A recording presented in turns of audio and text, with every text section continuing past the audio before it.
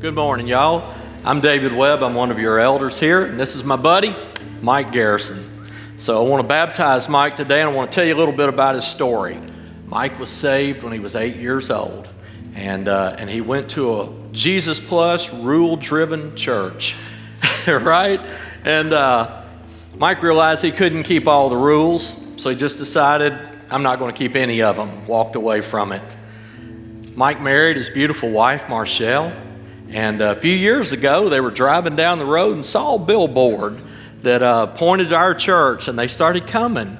And I met Mike when we had the Arlington campus, and Bridget and I met them, and we invited them out to the house the first day we met them to just come eat lunch with us, and they did. And so Mike and I, we actually started a small group, and Mike was one of our first guys in that small group, and Scott Borgmeyer and Chris and a lot of guys. And for 3 years, every week, we had that small group. And two things happened. We learned a lot about Jesus, and then we gained a whole bunch of weight, because them gals could flat cook, I'm going to tell you.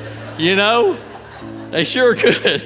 Mike is now a current leader at Kairos Prison Ministry.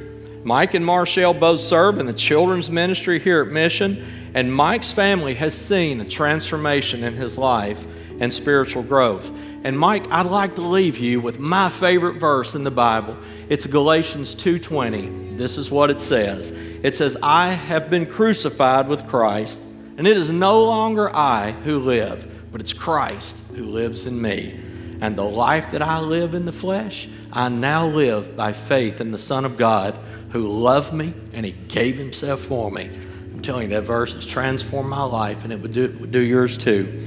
Mike, there's 3 questions that I want to ask you, okay? Here's the first one. Do you understand that you're a sinner and that you can do nothing to earn God's favor or salvation by your own efforts? And he chose you, Mike, before you ever chose him. Do you believe that faith in Jesus' finished work is a free gift, and that it's the only requirement for your salvation? Yeah. And in light of Matthew 4:19, do you commit to be a disciple of Jesus Christ who follows Christ, is formed by Christ, and fishes for Christ?